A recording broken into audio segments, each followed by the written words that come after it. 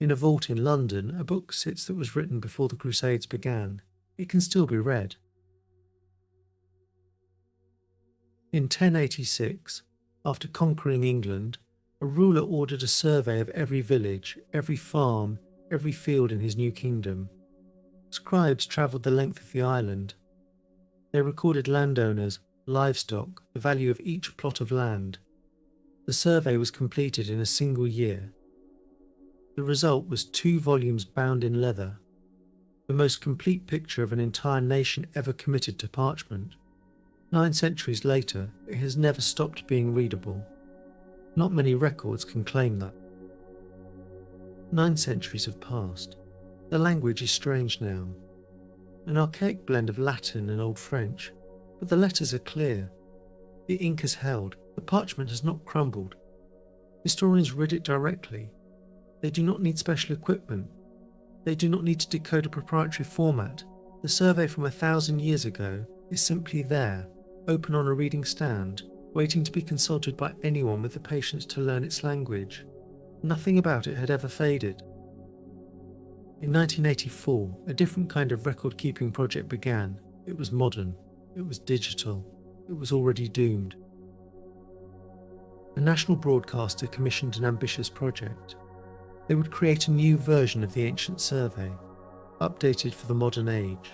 School children across the country contributed photographs, written descriptions, and recordings of everyday life in their communities. The result was a 2-disc set that captured an entire nation at a precise moment in 1986.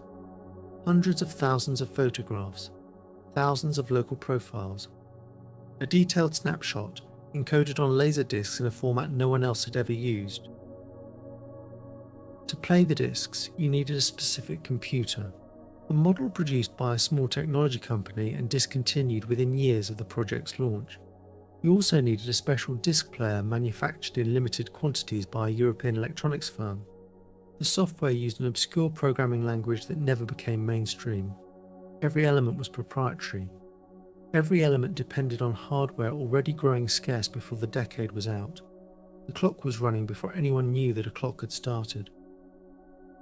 By 1992, finding a working playback system had become difficult. By the year 2000, it was nearly impossible. In 2002, a researcher made a quiet observation. The original parchment survey from 1086 sat in its archive, perfectly legible. The 1986 digital version, just 15 years old, was functionally inaccessible. The hardware to read it had become rare. The disc players were failing. The format was understood by almost no one still working in the field. The irony was so stark that it made international news. Something had gone deeply wrong with how modern civilization chose to store its memories. Researchers gave the problem a name. They called it the Digital Dark Age, not because data was being deliberately erased, but because the infrastructure required to access stored data was quietly decaying around it. The magnetic tapes were intact. Discs were physically fine. But the machines that could read them were gone.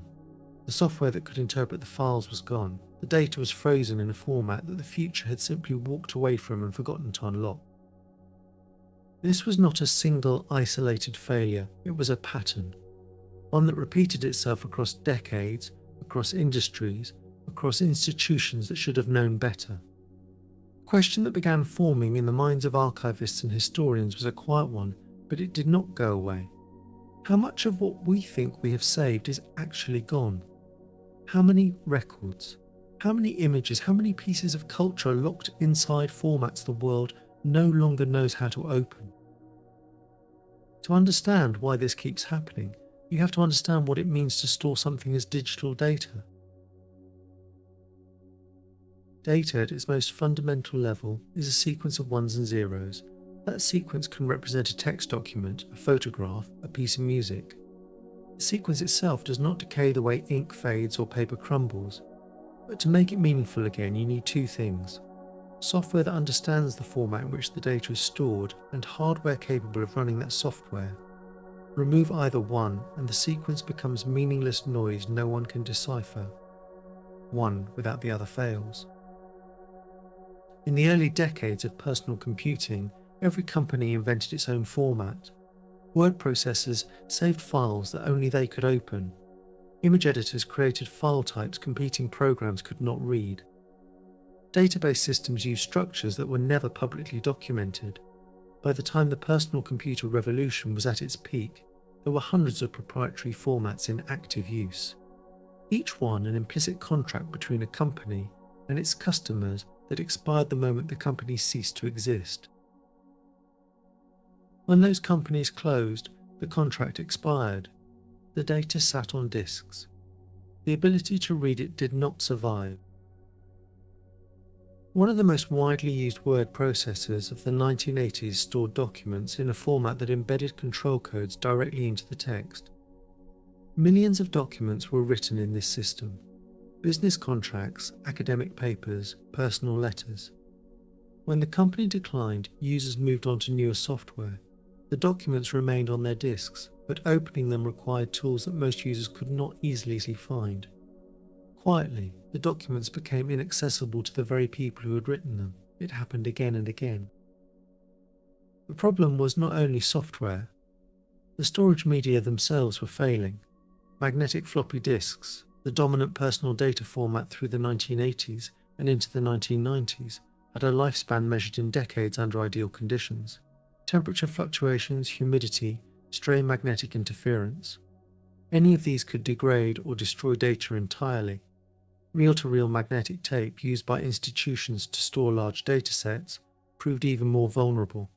The material binding the magnetic coating to the tape had a tendency to disintegrate.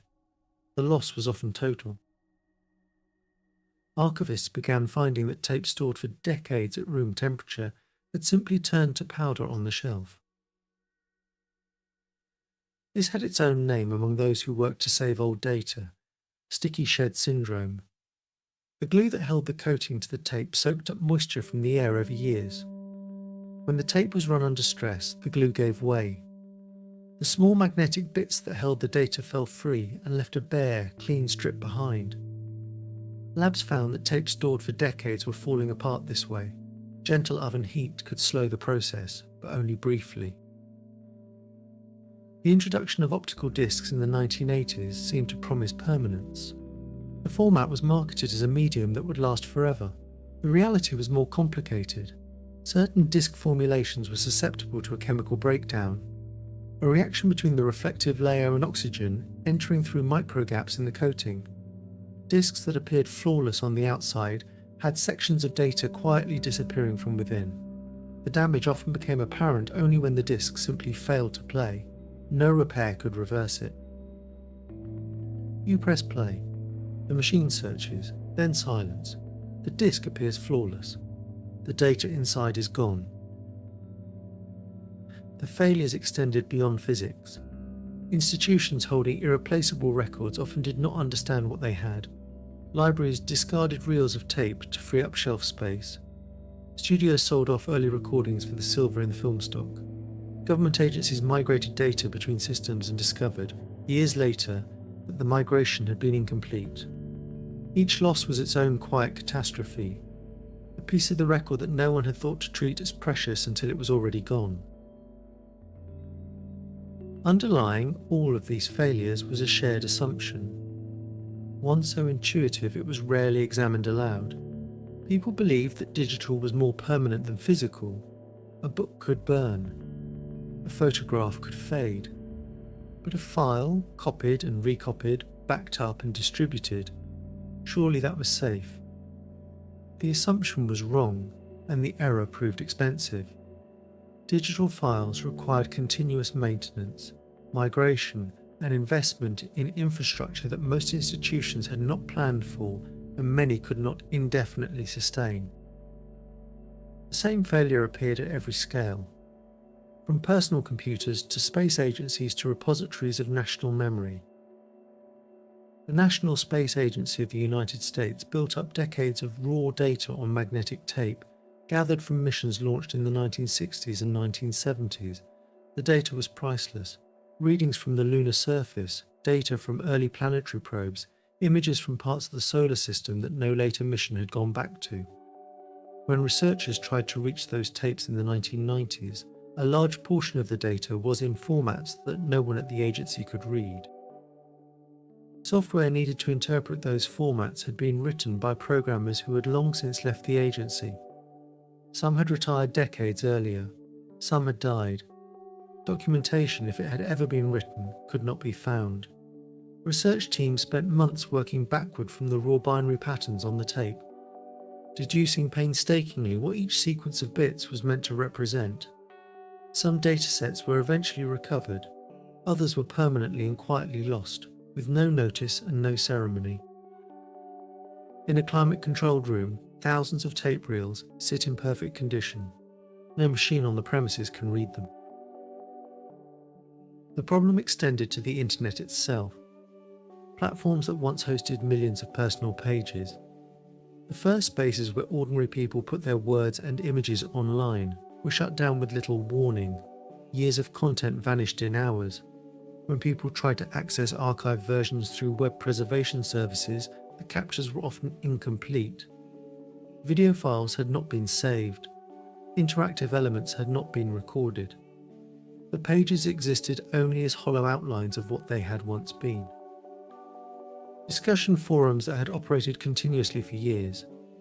Communities built around books, games, scientific interests, and shared passions were shut down by hosting companies that no longer found them profitable. In some cases, users received a few weeks of notice. In others, the forums vanished one morning without any announcement at all. Decades of accumulated knowledge. Troubleshooting archives, creative writing collections, conversations between people who had formed genuine friendships there. Gone without ceremony and without any surviving record. You click the bookmark you kept for years. The page loads blank. The address resolves to nothing at all. Among the most painful losses were those involving early online video platforms. Before the dominant hosting services of today, smaller competitors hosted experimental and creative work that existed nowhere else. When those companies ran out of funding or were acquired and restructured, their video archives rarely survived the transition. The early work of filmmakers and performers who had used these platforms as their first public stage simply ceased to exist in any accessible form. There was no notice. There were no copies. The gaming industry experienced its own quiet catastrophe. The source code for video games, the human-readable text from which software is compiled, was frequently discarded after a game shipped. Companies moved on and cleared their storage systems. When remasters were attempted years later, the original files could not be found. Titles that had sold millions of copies had to be reconstructed almost entirely from scratch. In some cases, reconstruction proved too expensive and the projects were quietly abandoned entirely. The earliest years of the public internet produced a visual culture unlike anything before or since. Personal web pages were designed with an enthusiasm unconstrained by professional convention. Blinking elements, tiled backgrounds, guestbooks, web rings that linked strangers across the world based on shared obsessions. Almost none of the original pages survive in functioning form today. Their interactive elements require software that modern browsers will not run. They can be visited only as partial static captures, incomplete outlines of what they once were. You find a page from 1997 in the archive. Half the images are missing. The embedded music will not play. Some of the earliest online virtual worlds built sustained communities of thousands of people over years of shared experience. Players created objects, structures, and entire narratives that existed only inside the system. When those services shut down, the worlds disappeared entirely.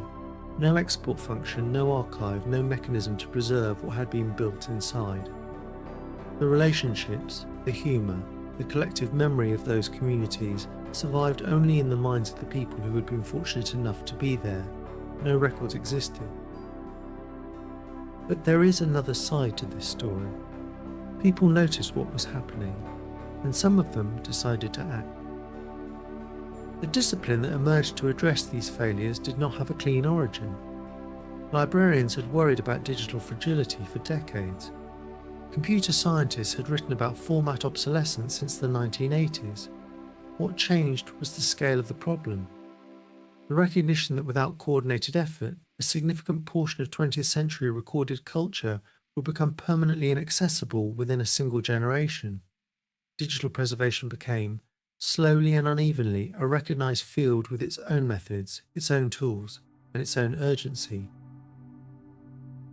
One of the most visible preservation efforts began with a single institution's decision to crawl the web and store copies of everything it found. The project grew into an archive containing hundreds of billions of captured pages stretching back to the mid-1990s. For many early websites, this archive holds the only surviving record. Researchers and journalists use it daily to access pages that would otherwise be gone, to verify what was once written, to recover voices that would otherwise have vanished. The digital domesday had a partial end. A team of experts did the hard work of replicating the old hardware and code, writing programs that could act like the dead machine well enough to read the old disks. The data was pulled out, put into new formats, and shared online at last. The rescue took years and needed a real push from a committed team. A shorter window, and the data would have been gone for good. No copy would have survived. In university labs and private collections, volunteers are systematically working through hardware that has not been powered on in decades. In Britain, a university library launched a project to rescue data from floppy disks that had arrived alongside donated research collections. Physical media holding the working files of academics, writers and scientists. The disks represented dozens of different types, recorded in dozens of different formats, many of them proprietary and long discontinued.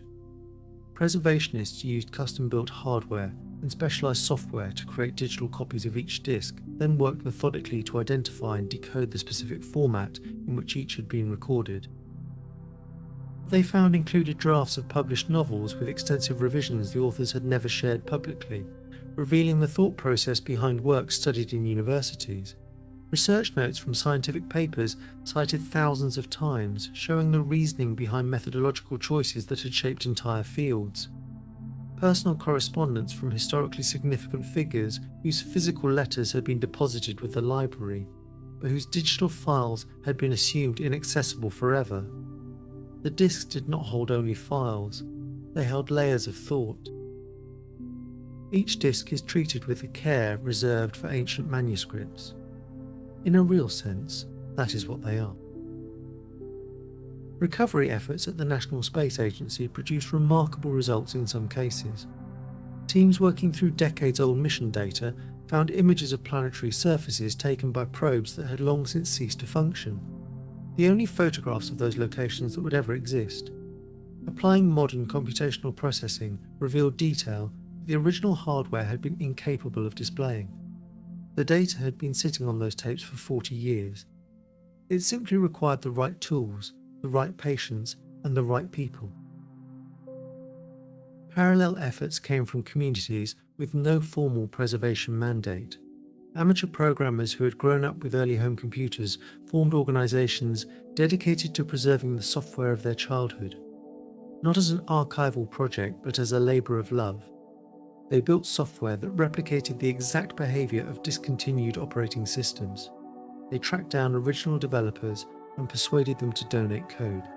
They bought old hardware at auctions and kept it operational for the benefit of anyone who wanted it. The same impulse drove efforts to preserve early video game software.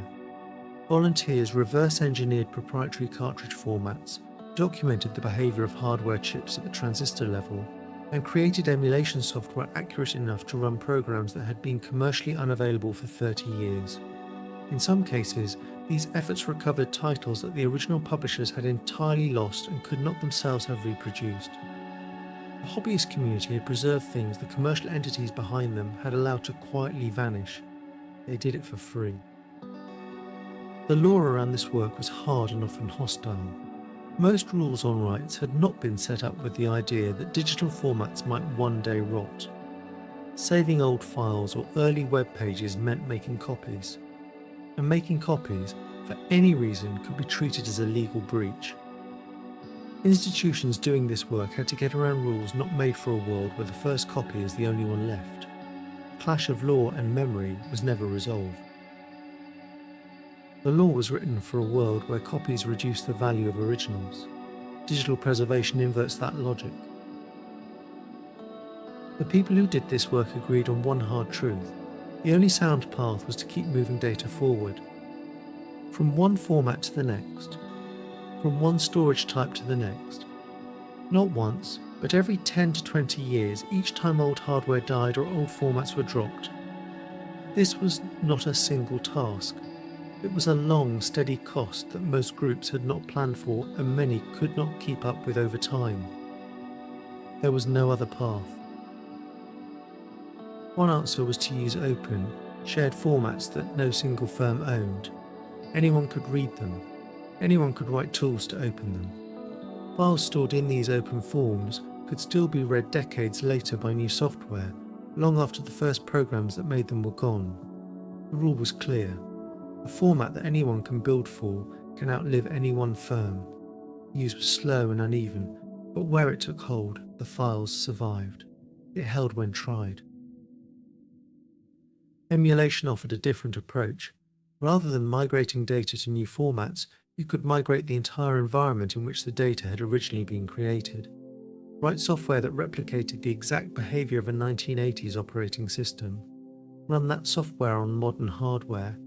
Open the original files as if nothing had changed.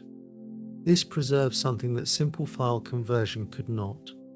The exact visual and behavioral context of the original. How the software had looked, and how it had felt to use. No one group could fix this on its own. Slowly, those who cared began to work across borders. Libraries shared tools for finding old formats. Archives built up shared lists of dead storage types. Coding groups put their work online under free terms that anyone could use and adapt. The same internet that had let so much slip away became, in a quiet irony, a place where the global effort to save what was left found its home. Some of the most significant preservation work was done by individuals with no institutional affiliation. People who had worked in early computing and quietly kept copies of software from their careers. Collectors who maintained hardware in climate-controlled spaces for decades out of personal attachment. Enthusiasts who built websites cataloguing specific pieces of lost software, posting what they had found, connecting with others who might hold the missing pieces. The community was remarkably small. The gap between its size and its impact was extraordinary. The results were mixed, as they always are when preservation arrives late. Some things were recovered completely. Software believed gone for decades emerged from private collections. Films assumed destroyed turned up in foreign broadcaster archives. But for every recovery, there were permanent losses. Tapes too deteriorated to image. Discs too corroded to read. Formats too obscure to decode without documentation that was itself gone. Quiet, irreversible, each loss a small reduction in the collective record. Without drama. Without announcement. Some things were simply gone. Everything that has been lost took years to lose. The digital world today is losing things faster than ever. In 2026, the problem has not been solved. In some respects, it has accelerated beyond what anyone predicted. The amount of data made each day is hard to picture. Billions of photos are taken. Hours of video go up every minute. Billions of messages are sent. The systems needed to store even a path this vast and still growing. The systems needed to keep it all usable for decades to come barely exist at scale. Most platforms are built for right now, not for the scholars or the curious minds that will come long after. The culture of this decade exists almost entirely on platforms that have no preservation mandate. When a platform changes its policies, updates its systems, or simply shuts down, the creative output of millions of people can vanish without warning. Artists who built years of work on early social platforms found that everything existed only at the discretion of a server they did not own. The archives of communities, the documentation of social movements, the creative work of an era, contingent on corporate survival. Personal correspondence, the kind of primary source material historians have relied on for centuries, now exists almost entirely in systems controlled by third-party services. When those services change their terms, discontinue accounts, or are acquired and restructured, the messages can disappear entirely. The private letters of this generation, the ones that might one day tell future historians what it felt like to live in this particular moment, are subject to deletion by algorithmic policy changes that no individual can prevent. You search for the account you have used for 15 years. The service tells you it was deleted last April. The video content created by independent producers over the past 2 decades exists largely within platforms that can alter their policies at any moment. Millions of videos have already been removed due to policy changes, account closures, or shifts in what kinds of content a platform chooses to host. Some of this material was unambiguously important. Documentation of historical events, irreplaceable performances, educational resources that had served hundreds of thousands of people. None of it was legally required to be preserved. The digital age has produced a paradox. We have more information than any previous civilization.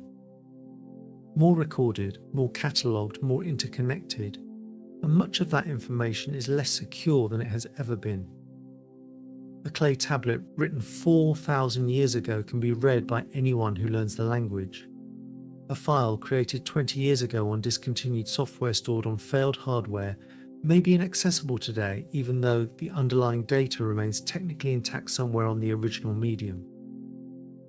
Some institutions have developed rigorous frameworks for managing this risk. Requirements that data be held in multiple physically separate locations simultaneously. Commitments to migrate file formats on a scheduled cycle. Published catalogues describing exactly what is held and in what condition. Investment in the research needed to keep old software environments running. The difference between institutions that do this well and those that do not is not primarily technical.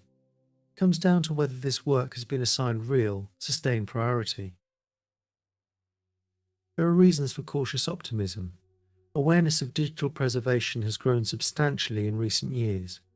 Major cultural institutions have developed strategies that would have seemed sophisticated a decade ago. Open source communities have built emulation tools that preserve the full experience of early computing environments with remarkable accuracy. International frameworks for sharing preserved content have improved significantly. The work remains hard, underfunded, and never entirely finished, but it is being done, and it is making a measurable difference. The people doing this work are often motivated not by institutional mandate, but by something more personal. A sense that the record matters, that what people made and said and thought deserves to survive. That history is not only the great official events preserved in government vaults, but the texture of ordinary life. The websites, the games, the messages, the creative experiments of people who were alive in a particular moment and left something behind for anyone who might one day look. In quiet rooms, a small number of people work each day to ensure the past is not entirely erased. And what of the things that will not be saved?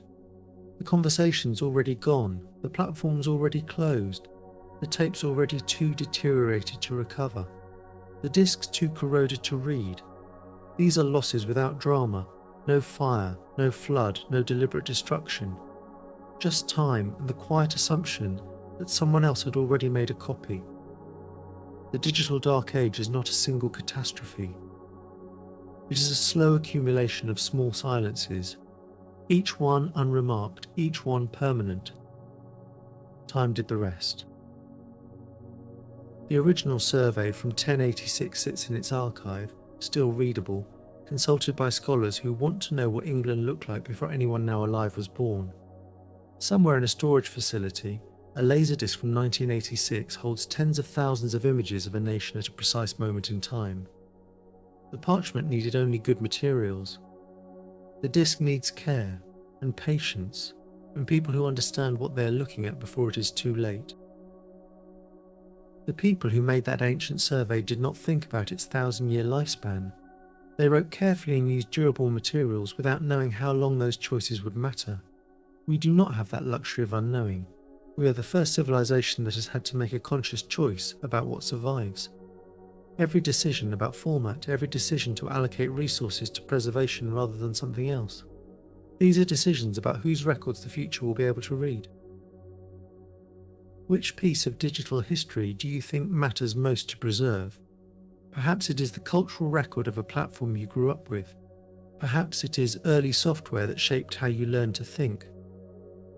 Perhaps it is something smaller, a website, a game, a corner of the internet that once felt like home. Whatever it is, the window to save it is narrower than it appears. And somewhere right now, it is already beginning to close. There was no warning, no ceremony, no press conference, just a date on a calendar and then silence. On the final day of December 2020, a browser plugin was switched off. It had powered a civilization of games, animations, and interactive worlds for 2 decades. No ceremony was held. Millions of creations built inside, it was suddenly stranded. Locked in a format the modern internet could no longer read.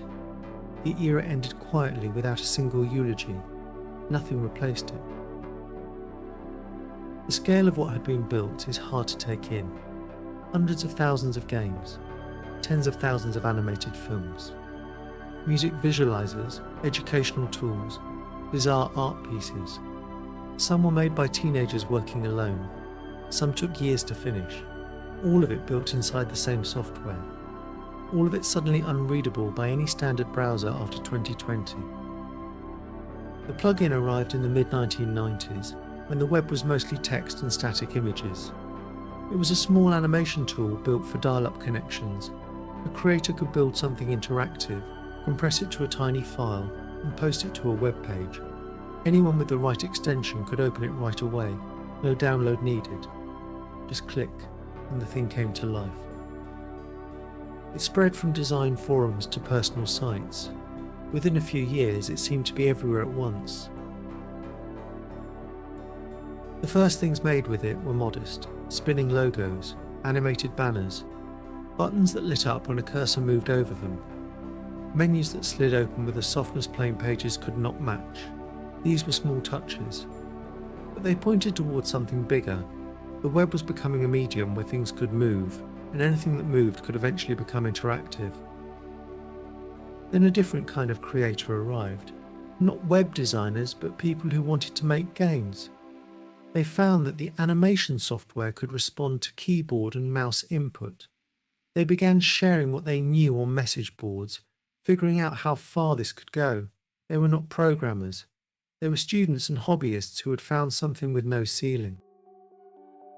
Upload portals appeared, websites where anyone could post a game or animation for free and where people could play it within hours. A creation posted on a Monday morning might have thousands of plays by Wednesday. Communities formed around these sites, leaving ratings and arguing about design choices. The distance between a creator and a global audience had collapsed to almost nothing.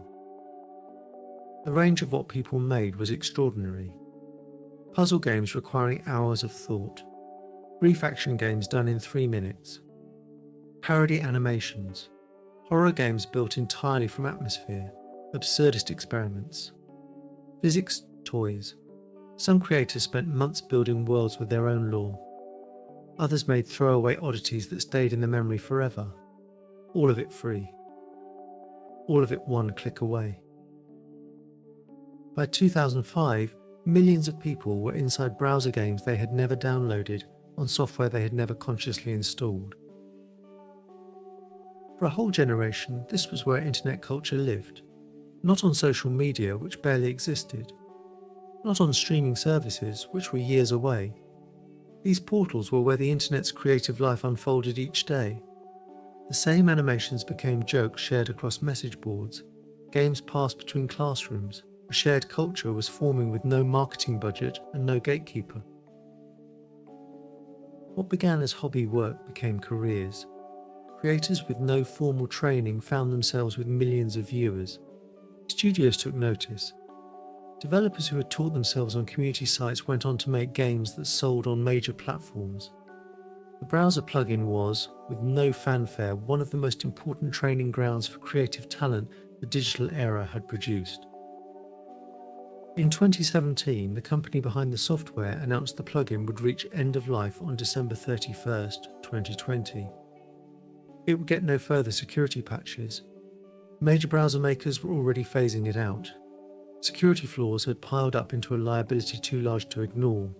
The announcement gave the decline a date. 3 years remained. For most software, end of support means it stops being updated. For the creations built in this format, it meant something more total. These were not files sitting on a shelf. They needed a live interpreter, software that could read and run the format in real time. Without it, they would become stranded objects, present on hard drives, but accessible to no one. The question in the years before the deadline was simple and enormous. Could enough be saved? The creations were spread across hundreds of thousands of servers. Many were only reachable through web archive snapshots. Some had source files on a single hard drive that might already have failed. The race to preserve whatever could be preserved had already quietly begun.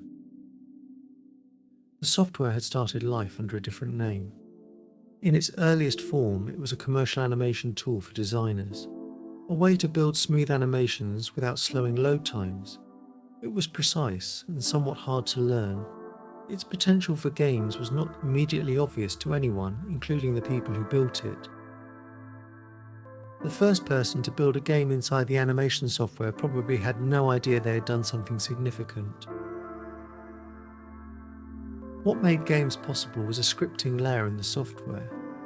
Creators could write small programs that ran alongside the animation, detecting key presses, tracking clicks, updating the score. This had not been the designer's intent. The creator community grasped immediately what it meant. This was a game engine in disguise, and they intended to use it as one. The file sizes were tiny. A complete game with graphics, sound, and working gameplay could be under 100 kilobytes. The format stored images as math rather than pixels, far more compact. Animation only needed to describe the change, not redraw every frame. A dial-up connection could stream a complete interactive game in seconds. This was, at the time, effectively magic. Adding the format to a web page took a single line of code. Any developer who knew basic markup could embed an interactive animation with no extra effort. Before this, running a real-time program in a browser required advanced servers and specialist knowledge. Now it needed a text file and an afternoon. The number of people who could do this had grown, overnight, enormous. The early 2000s arrived and the community was enormous, producing things no one had imagined the software could do. The first games were simple. Side-scrolling shooters, basic platformers, clicker games that measured how fast you could tap a button, but they were genuinely playable, free, and one click away. In homes where consoles were too expensive, this was sometimes the only gaming available. They spread not because anyone marketed them, but because they were useful, free, and immediately there. The ecosystem ran entirely outside of commercial logic. No business model. No ownership structure, no gatekeepers, just a culture of sharing. Work made to be given, not sold. Creators posted and waited. The feedback was unforgiving and immediate. Commenters held nothing back. Nothing lasted unless it was genuinely interesting. The crowd decided what was worth keeping.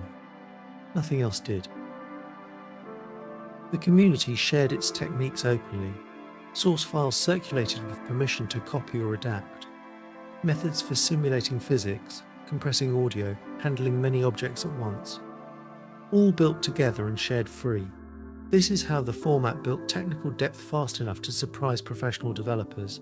The learning happened in public, with thousands of people testing each idea and sharing what worked. Some built something in a week and had 10,000 players by the weekend. The feedback was immediate and total. A specific visual style became iconic, bold flat shapes with minimal shading, fighting and jumping with surprising fluidity. This was not a limitation, it was a response to the format's constraints. Simple forms animated smoothly without growing the file size. It freed creators from realism entirely. Millions who grew up with this aesthetic came to find it beautiful in its own right. Sound arrived early and transformed what was possible. Short looping tracks, compressed to a few kilobytes, gave games mood and atmosphere. Sound effects responded to player actions. Some creators became as known for their audio as for their visuals, the sonic texture of that era. Compressed, slightly distorted, endlessly looping, became as recognizable as any official era of commercial game audio. Communities formed around the major hosting sites and built their own cultures. Experienced creators mentored newcomers through forum posts and shared source files. Rating systems let players surface the best work. Moderation shaped what got featured. These sites became more like publishers than file hosts. With editorial judgment, regular featured content, and audiences that came back every day to see what was new. An animation posted one Tuesday morning had 1 million views by Sunday. No one had seen this happen before. Commercial brands began taking notice. Some commissioned small browser games as advertising. Playable experiences built around their products. These ranged from lazy to genuinely enjoyable. They brought paid work for creators who had previously worked only for attention. The blurring between entertainment and advertising, which would come to define much of the internet, was first tested here in these small interactive files. The global reach surprised its early creators. A game posted on one continent would be played on every other within hours, with no distribution deal and no intermediary. Creators heard from people in regions where their own culture's media had never reached, describing discoveries that felt deeply personal. The work lived in one place and was accessible everywhere at once. Educational institutions began using browser games in classrooms. The format suited learning. The same interactivity that made games engaging also made practice problems engaging. Students could get immediate feedback and repeat challenges without embarrassment. Some of the best educational browser games were built by individual creators with no institutional backing. The line between educational tool and entertainment was, in these cases, genuinely unclear. By 2003, the browser game was its own genre. It had its own aesthetics, its own idioms, its own stars. The rating systems became real feedback engines. A new game might get hundreds of written reviews within a day of posting. A creator who posted at midnight could wait to notes identifying bugs, suggesting sequels, comparing the work to other titles. This level of engagement was unlike anything in any prior media system. It shaped what got made and who kept making things at all. Independent game development had existed before, but the browser ecosystem made it accessible at a scale without precedent. The tools were free. Distribution was free. The audience organised itself. All someone needed was a computer and a connection. Many who later helped define independent game culture as a professional field took their first steps here, practicing in public, with the world watching over their shoulder. Around 2005, something shifted. The games stopped feeling like experiments and started feeling like real works of art. The golden era arrived gradually, marked by an accumulation of ambitious work. Games appeared that were as long and carefully made as commercial titles. Role-playing games with branching stories, strategy games with genuine depth, puzzle games that could hold a player for an entire afternoon. These were distinct things, shaped by the format's specific constraints. They could not have existed anywhere else. The animation scene reached comparable ambition. Short films with original scores, multi-episode series with continuing characters, collaborative collections where dozens of creators each built one segment and the results were assembled into one work. The production quality was, in many cases, close to professional. These were people working alone, at home, for no pay, giving their work away for free. A role-playing game made by one person over 2 years got more plays than any commercial title released that month. The animation medium had produced something specific to the internet. Short absurdist comedy with no equivalent anywhere. Brief strange, immediately funny with no setup required. Surreal ideas executed with complete sincerity. Characters whose designs defied convention but became genuinely beloved. This genre spread in ways that anticipated viral content. but its origins were entirely handmade, individual, and free. Collaborative projects introduced a way of working with almost no precedent. A theme was announced, creators signed up for segments, each built their part alone, and the results were combined into one continuous work, not committee products. Collages of individual visions, they showed the internet could produce genuine collective objects, many authors, no central control, freely distributed. The economics of the ecosystem were unusual. Almost no one making content was paid for it. Hosting sites ran on ad revenue, but little reached creators. This was not experienced as exploitation. It was simply the understood arrangement. The reward was creative, social, and reputational. Before the creator economy had a name, this was what it looked like in its most direct form. For the people making things here, this was where creativity lived. The platform and the community were the same thing. Sponsorship models developed as top creators attracted commercial attention. Platforms began paying for exclusive launch windows. A game would appear on the paying platform first, then be freely distributable. Some creators made enough from this to treat browser game work as a part-time job. A small number made it their full-time career. The amateur world was, in its most successful corners, quietly becoming professional. Contests gave the community a formal structure it had not had before. Timed events announced a theme and a deadline. Entries were judged by panel or community vote. Winners gained recognition and a profile boost. The constraint of a theme and a deadline produced work creators would not have made otherwise. Many of the most inventive games in the format's history were born as contest entries. Horror games occupied a distinct niche. Unlike commercial horror, which needed high-quality visuals, browser horror worked through suggestion, atmosphere, and sound alone. A dark room with one flickering light. A figure moving with no destination. These games use the intimacy of solo computing. A person alone at a screen, headphones on. The effect was often far larger than the technical means behind it.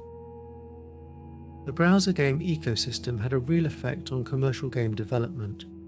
Developers who grew up with the format entered studios carrying design instincts it had shaped.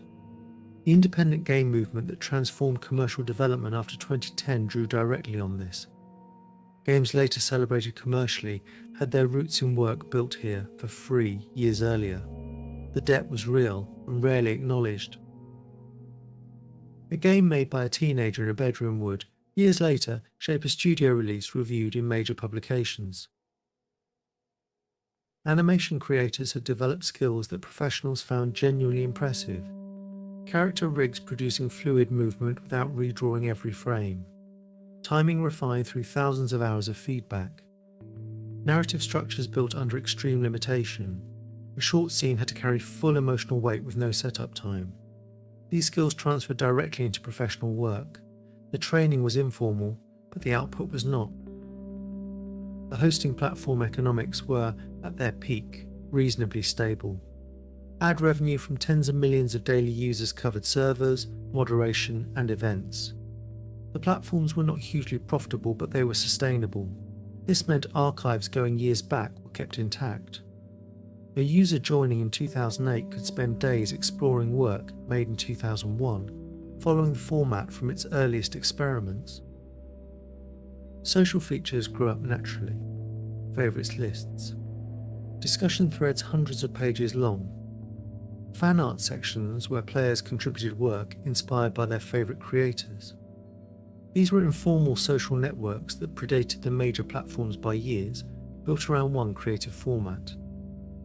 Many users experienced these spaces as genuinely important socially, not a supplement to an offline life, but woven through it. At its peak, the hosting sites combined received more daily visitors than many national television networks received daily viewers. The forms that had grown up bore no link to the format's early work. Tower defense, rhythm games, physics toys, city builders, bullet hell shooters. The format had bent to fit nearly any game type. Some major game forms had not just been matched by solo creators, they had been surpassed by people working at home for free with no tools but the plug-in in their own time. International creators had joined in large numbers, bringing visual and narrative styles not seen in the early phase. Animation traditions from multiple continents, humour that relied on no direct translation. The result was a creative landscape more genuinely global than almost any other medium of the era. An interactive game could cross cultural distance through action and image rather than words. The cracks appeared slowly.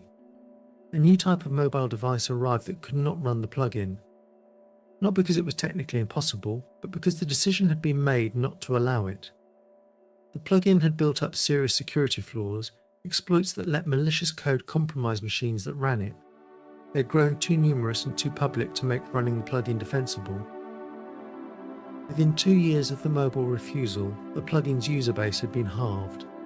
The math was simple and devastating. The mobile internet did not extend the existing web, it replaced it. Applications ran natively from controlled stores. Pages were expected to work on small screens without plugins. The browser plugin model, which had made the entire ecosystem possible, was structurally at odds with this new reality.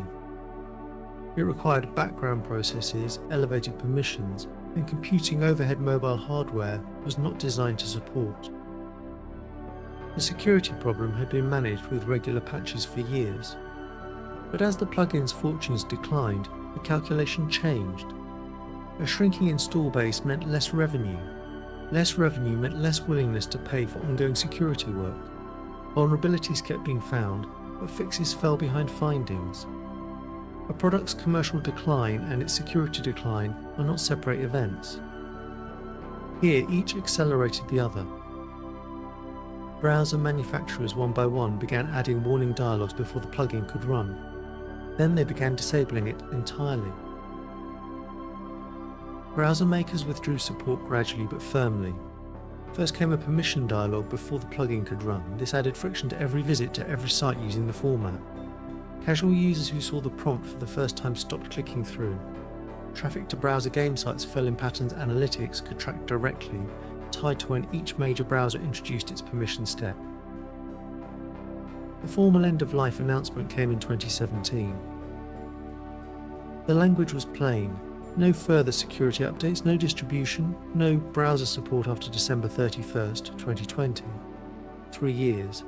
The date felt distant at first, but for anyone hosting work built in the format, the implications were immediate. End of support meant end of access. Not a gradual fade, but a date. The countdown had begun. For creators, the announcement raised one question: what to do with the work? Source files could be converted in theory, but one complex game could take weeks to port. For those who had made dozens, full conversion was not realistic. The work could not all be saved by its authors. Whatever needed doing would have to be done by someone else, or not at all. Some creators, seeing no clear path forward, quietly stopped updating their sites. Some deleted everything they had made. Some hosting sites announced closure before the deadline. Running a large platform on declining ad revenue from a shrinking audience was its own kind of slow crisis. Sites that had maintained archives for 15 years began shutting down. Some gave users time to download what they could. Some did not. Databases of games, ratings, reviews, and community discussion went offline with no archive made. Some creators made real efforts to save their work, rewriting code by hand, building emulation layers, partnering with community archive projects. But these efforts were uneven. Creators with technical skill and spare time could save their work. Others could not. The record of what survived is also a record of who had the time, knowledge, and means to act when it mattered. December 31st, 2020 arrived on a Tuesday. By midnight, every major browser had disabled the runtime. The plugin was gone. A day passed without ceremony. No headlines. No silence observed anywhere. For most internet users, December 31st, 2020 was notable for entirely different reasons. The end of a browser plugin was not a cultural event, but for those who had spent years inside its ecosystem, the day was an ending. Quiet and private, for a world that had existed in the gaps between more visible things. In the weeks after, users visiting old game sites found one of a few things. Some had been updated, content moved to newer technology. Many had simply gone dark. A parked page where a community had stood for 15 years. Some were archived, but archives captured page structure, not playable content. You could see the ghost of a game. Its shell was there. Its substance was gone. The total number of lost works is unknown. No complete inventory was ever made. Estimates from partial archives suggest hundreds of thousands of distinct games and animations. Some had been played hundreds of millions of times. They had been encountered by enormous numbers of people. Yet they left behind almost nothing that could be run or examined by anyone who had not already been there. The games that had shaped a generation's sense of creative possibility left traces in people, even when every other record had been erased.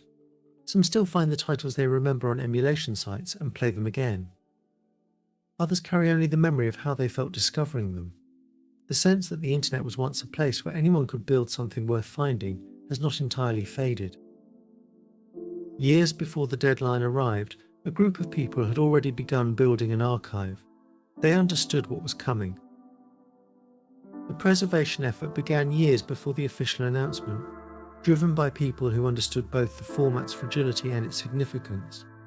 The first serious archival projects appeared around 2017. The approach was systematic. Find every publicly accessible game and animation, download the files, test playability, and store them through an emulation layer. The technical challenge was large. The work was entirely voluntary. The approach was rigorous by archival standards. Each file was tested in the emulation layer before entering the collection. Metadata was recorded: publication date, creator, hosting history. The emulation layer was tested against thousands of titles and tuned for edge cases the original had handled but never documented. The result was not merely a file store, it was a working system. The scale of what had been gathered was staggering.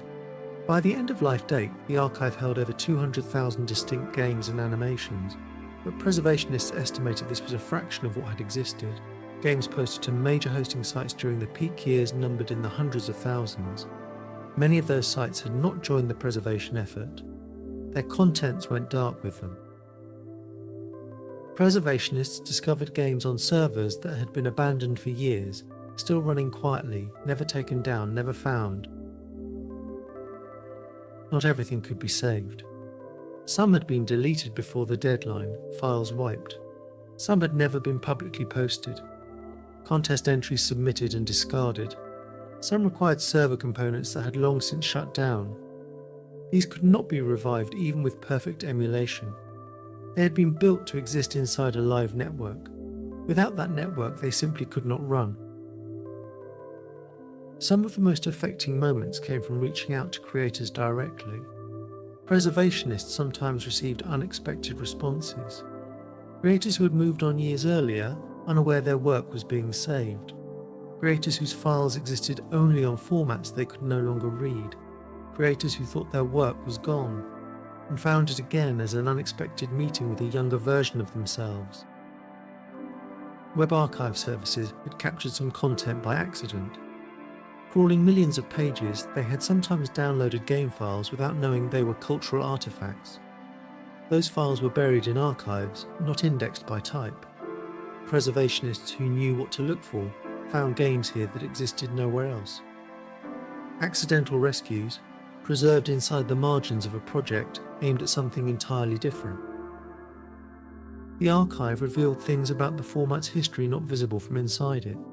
The variety of what had been made, small, strange, singular works that circulated briefly and vanished, was striking. The popular canon covered only a narrow slice of the full range. Beneath it was an enormous body of work that had existed, been played, and been lost with no trace in the documented record. Somewhere in the archive, a game made by a teenager in 2003 ran again for the first time in years. What will historians make of this era from a distance? The browser game period lasted about 20 years, from the late 1990s to 2020. It produced a vast volume of creative work that shaped later fields. Yet it left a documentary record that is thin, fragmented, and partly inaccessible, one whose gaps cannot be filled because the works that would have filled them are gone. Digital objects may be the most fragile cultural artifacts ever made. A clay tablet from 3,000 years ago survives if the object is intact. A digital file depends at every moment on a chain of compatible software. Break any link and the file becomes unreadable, however perfectly preserved. The browser game extinction is one clear example of what happens when that entire chain breaks at once. Preservation work continues, though the easy recovery window has largely closed.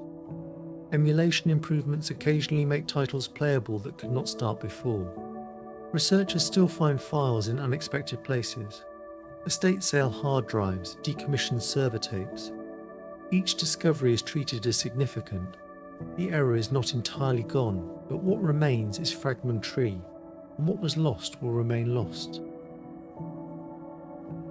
This case has sharpened the question of what digital preservation requires. The lesson is not technical. The lesson is organisational. Preservation needs deliberate action at scale before a format's decline makes collection impractical. The archive was built by volunteers racing a deadline. The argument now is that next time should not depend on volunteers finding files before a calendar runs out. What was built inside those files over 2 decades was not small. It was a creative civilization built inside a format no one had designed for that purpose by people with no credential or permission. It flourished without official recognition. It left behind a partial archive and a lesson about fragility not yet fully absorbed. The games are mostly gone.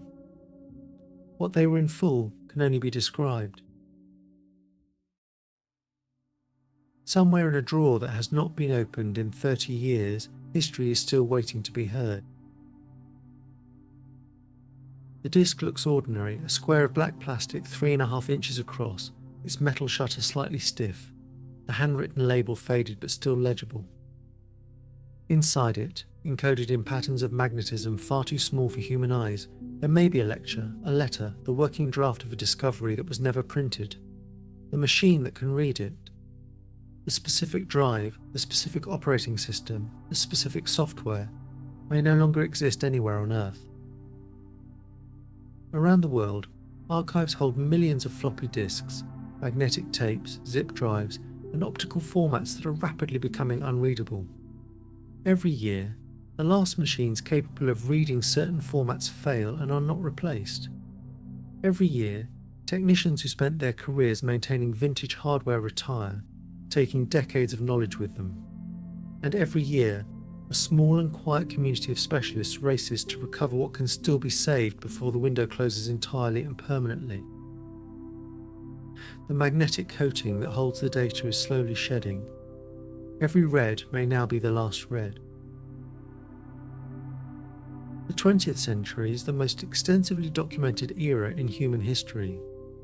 Offices generated paper in quantities that filled entire warehouses. Scientists published, universities archived, libraries catalogued. And underneath all of this, in a layer that few institutions noticed becoming fragile until it already was, an enormous volume of material existed only in digital form. Encoded on media built to be read by machines that are no longer being made in formats that may no longer have any living documentation. What is at stake is not old software or forgotten entertainment. What is at stake is the correspondence of heads of state, the working papers of prize-winning scientists, the unpublished research of academics who assumed their digital files would outlive their careers, the personal diaries, creative drafts, and professional correspondence of an entire generation, written in formats that have since been abandoned on disks that may since have shed the coating that held the data in place.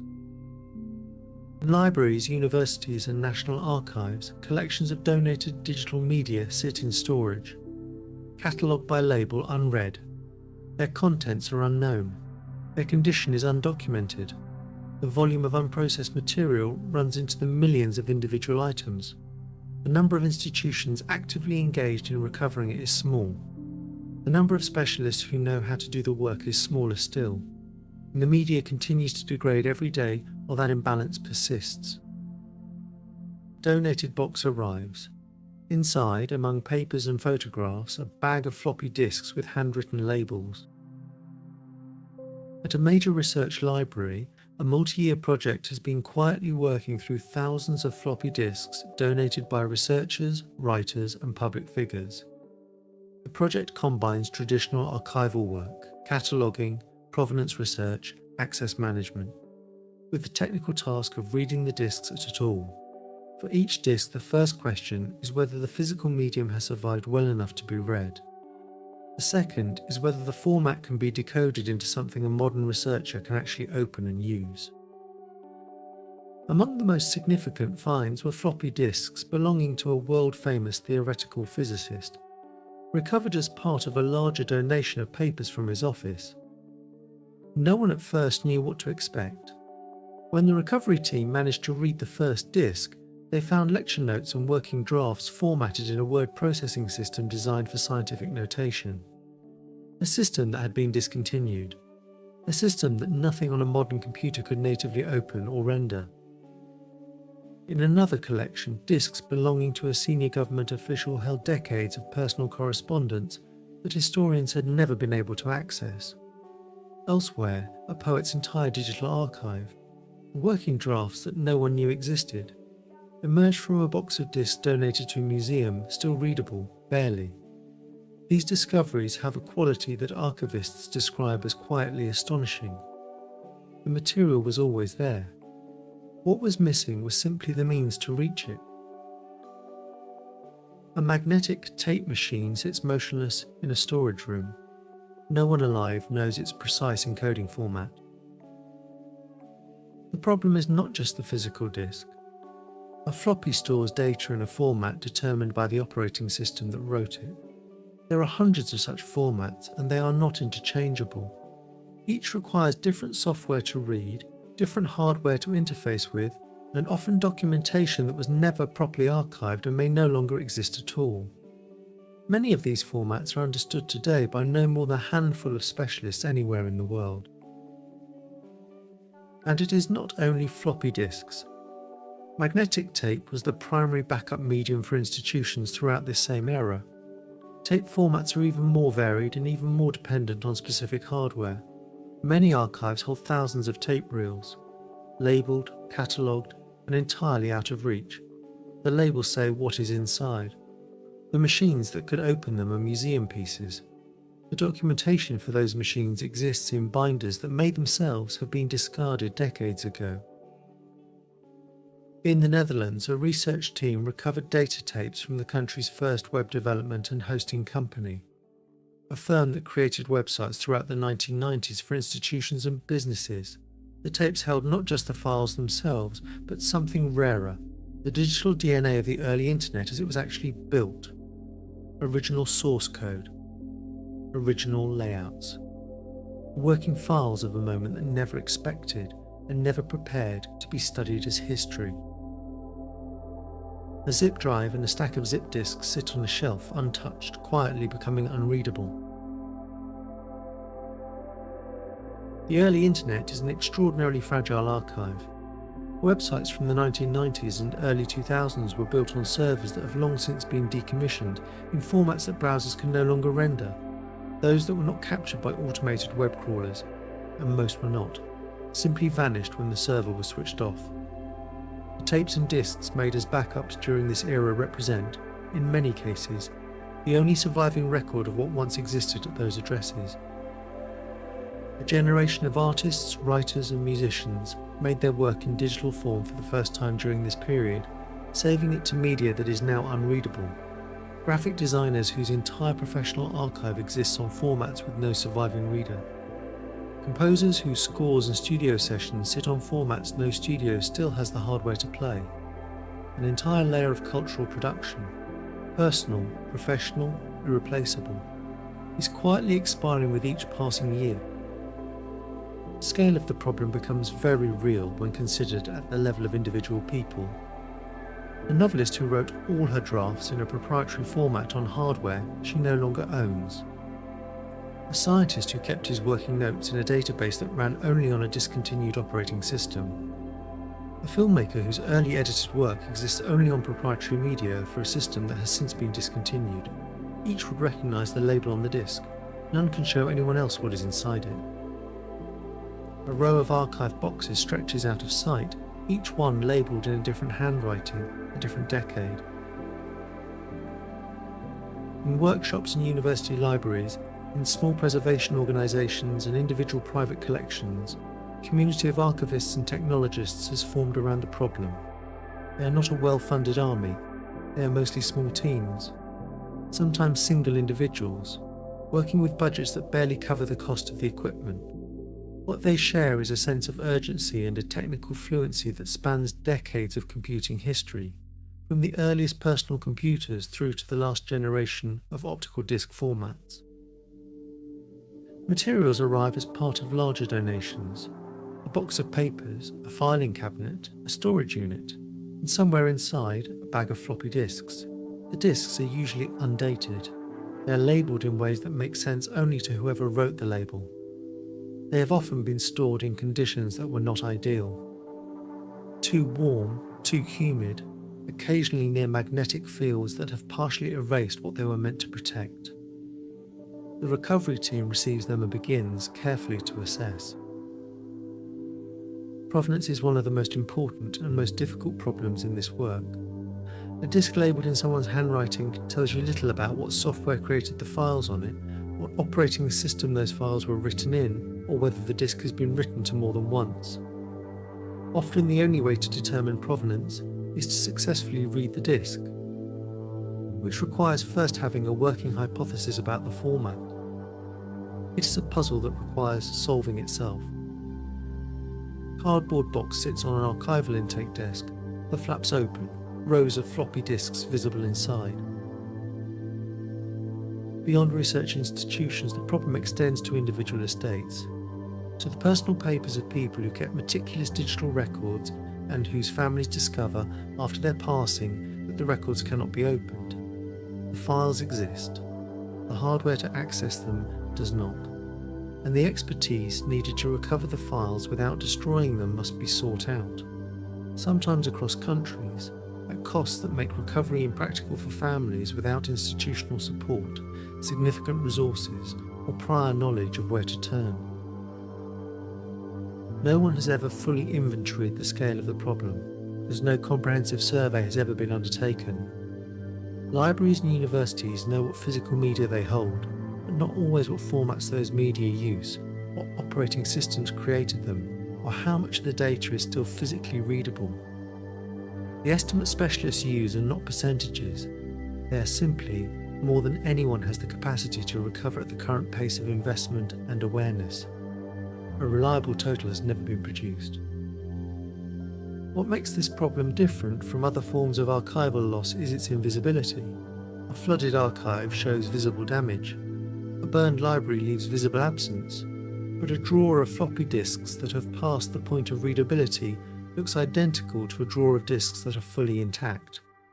The damage is below the surface, invisible to any inspection that does not involve actually attempting to read the disk, an attempt that may itself cause additional damage.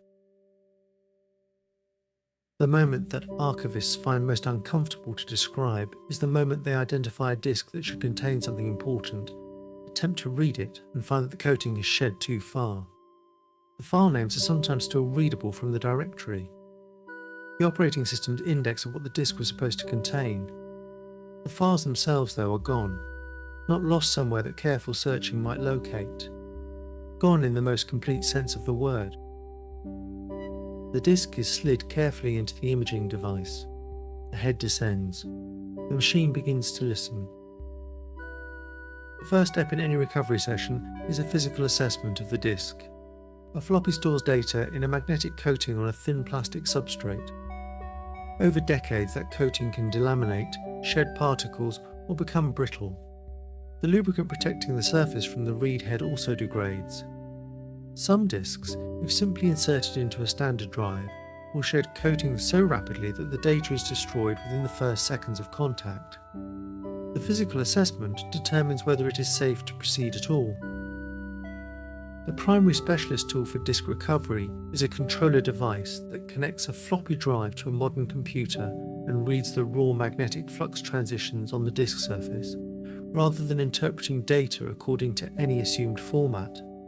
This approach captures everything, including data in formats that no existing software can currently decode. The raw magnetic image is preserved first, and all decoding work is done afterward on a copy, with no further risk to the original medium. The disk surface shimmers under magnification. Each magnetic variation holds a binary choice, still readable or lost. Reading at the magnetic flux level goes below the level at which file systems operate. A standard drive interprets the magnetic surface and returns data according to the format it expects. A flux level reader does not interpret at all. It records the raw waveform of the disk surface as it passes the read head. This produces a format-agnostic image that can be decoded against any number of format specifications, tried one at a time, until the data resolves. The imaging hardware is only half the problem. The physical drive mechanism must be compatible with the specific disk. An 8-inch disk requires an 8-inch drive. A 5.25-inch disk requires a 5.25-inch drive. These drives are no longer manufactured anywhere in the world. Recovery specialists maintain collections of vintage hardware in various states of repair. And when a drive fails during a session, finding a compatible replacement can take weeks or longer, or sometimes never. One critical constraint during any recovery session is write blocking. The imaging process must never alter the original disk in any way. Never update its directory, never record the time of access, never leave any trace of having been read. Modern operating systems write to storage media automatically when a drive is connected. Specialists use hardware write blockers. Small physical devices installed between the drive and the computer, specifically to prevent any unintended write operation. Under ultraviolet light, the damage map becomes visible. Lost areas of coating glow differently from areas that still hold data. Many disks cannot be recovered completely. The magnetic coating has degraded in specific areas. Patches where the data is simply gone. What the recovery team receives in these cases is a partial disk image with unreadable sectors scattered through the data. The work then becomes a form of digital reconstruction, using file system analysis to determine which files are intact and which are fragmented, and attempting to reconstruct missing pieces from adjacent data or from secondary copies that may have been made on other media. Once a clean image has been obtained, the next challenge is format identification. Disk formats are not always documented. Some are proprietary. Created by companies that no longer exist, never published in any technical standard, understood today only by communities of enthusiasts who have reverse engineered them over years. The specialist must identify the file system, the sector layout, the encoding method, and the application format of each recovered file. And for each of these, there may be no written guide whatsoever. The retrocomputing community, hobbyists who maintain and operate vintage computing hardware for personal interest, has become an essential partner in professional digital preservation. Enthusiasts have documented hundreds of obscure disk formats, built open source tools for reading them, and maintain collections of vintage hardware no longer held by any formal institution. Without this informal network of volunteers, many formats would already be permanently out of reach, with no remaining expertise anywhere capable of decoding them. The machine boots. Text fills the screen that no one has read in a very long time. When the data finally resolves, when the format is identified and the files are extracted, the moment is described as quietly affecting. A document opens that was written 30 or 40 years ago on a machine that no longer exists by someone who had no expectation that anyone would ever need to recover it. The content appears exactly as it was left. In some cases, the cursor is still positioned where the author was working on the very last day they saved the file. But recovery is only the first step. Reading data from a disk does not automatically make it usable. A document written in a proprietary word processor from 1988 may open as garbled text, or as a file that nothing modern can pass. The software that created it may have been abandoned or discontinued. Specialists must sometimes install operating system emulators and long-abandoned applications just to render the contents of a recovered file in a form that a researcher can actually read. In one documented case, recovered lecture files from a famous physicist were formatted in a specialized word processing system designed for scientific notation, a system whose developer had long since ceased to exist. Rendering the files required locating an original copy of the discontinued software, finding a machine capable of running it, and extracting the content page by page. Each lecture was complete and intact. The voice it contained had been sealed inside a dying format for more than 20 years, unread by any researcher. Recovered files are printed and compared against a second disc from the same collection. Every line agrees. Different institutions have developed different approaches to this work. Some focus on creating bit-level images of every disc in their collection before attempting to decode any, a triage strategy designed to preserve what can be preserved before further degradation occurs. Others work through collections systematically, from the most physically fragile media to the most stable. A small number of specialists have developed deep expertise in a single format, offering that expertise to institutions around the world on a case-by-case basis. The imaging first strategy has particular appeal for collections of unknown condition, where the format distribution and physical damage are not yet known. By imaging everything first, creating a permanent archival snapshot before any media is handled further. The team ensures that any subsequent damage affects only copies, not originals. The original discs, once imaged, can be placed in controlled storage and not disturbed again. Hard drive archaeology is a newer and even more specialized discipline. When a hard drive fails mechanically, when the read arm crashes against the platter surface or the actuator motor seizes, the data on the platters may still exist, intact but unreachable. Specialists working in controlled environments can disassemble the drive, move the platters into a donor chassis with functioning mechanics, and attempt a partial read before the exposed platters are damaged by the environment or by handling. At the furthest extreme of recovery work lie techniques used when conventional mechanical reading is no longer possible. Magnetic force microscopy, a method developed originally for materials science, can scan a disk surface at nanoscale resolution, mapping the magnetic domains that hold the data without any physical contact between probe and surface. This approach is slow and expensive, but it can read disks too damaged for any mechanical drive and can sometimes recover data from platters that have been partially overwritten. Inside a clean room, the drive's cover is removed and the platters exposed to air for the very first time. The cost of specialist data recovery presents a serious ethical problem for the field. A single hard drive recovery, depending on the complexity of the failure, can cost as much as the annual acquisition budget of a small archive. This creates a hierarchy of what gets saved. Material from well-funded institutions, from famous individuals, from commercially valuable collections. The personal papers of an unknown researcher, the creative work of an artist without institutional backing, are far less likely to ever be recovered. There is a recursive dimension to this problem that specialists find quietly troubling. The tools used for disk recovery are themselves subject to the same forces that threaten the disks. Specialist imaging controllers are manufactured in small quantities and their availability is not guaranteed. The software used to decode obscure formats is maintained by volunteers who may at any time lose interest, change careers, or simply run out of time. The expertise lies in a small number of people who are, like everyone, eventually mortal. A corridor of archive shelving stretches into dim distance, every shelf filled with storage boxes. The end is not visible. The scale of the unrecovered archive is impossible to estimate precisely because no comprehensive inventory has ever been undertaken. Institutions know what physical media they hold, but not always what formats those media use, what operating systems created them, or how much of the data is still readable.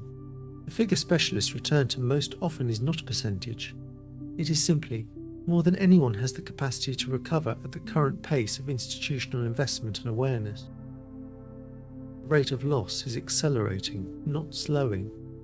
Magnetic media degrades on a curve, slowly at first, then suddenly. A disc that was readable last year may not be readable next year and may not be readable at all by the year after. Specialists trained in the hardware of the 1980s and 1990s are retiring. The market for vintage drives is shrinking. The window for recovering certain formats is now measurable in years, not decades. And for some formats, that window is already closed. The problem does not end with floppy disks. Every storage format is eventually succeeded by another, and every transition produces a new generation of orphan media. Writable compact discs from the early 2000s are now in transition. The die layers of many disks are degrading, and drives are becoming scarce. The optical disks burned across the 2000s and 2010s face similar questions. Even solid-state flash storage has failure modes over long time horizons that are poorly understood and rarely planned for. The disk surface shows the bronze ring pattern of optical degradation, the format quietly passing its readable limit. A particular anxiety concerns material created entirely in digital form and never printed, never physically copied. A photograph taken on a phone in 2010 and stored only on a hard drive that has since failed is, in principle, gone. A film shot digitally and stored on a proprietary system that was discontinued is, if the files were never migrated, unrecoverable. The same applies to emails, institutional databases, early social media archives, and entire categories of governmental record that exist now only in formats that are already being deprecated. Professional recovery involves not just technical expertise, but a form of historical reconstruction, an ability to determine, from partial evidence, the technical environment in which the data was created, what operating system version was running, what was the default sector size for that format at that time, what known bugs affected the file system on that revision of the software. Each question must be answered correctly in the right order before the data has any chance of resolving into readable files. No shortcut through this process exists.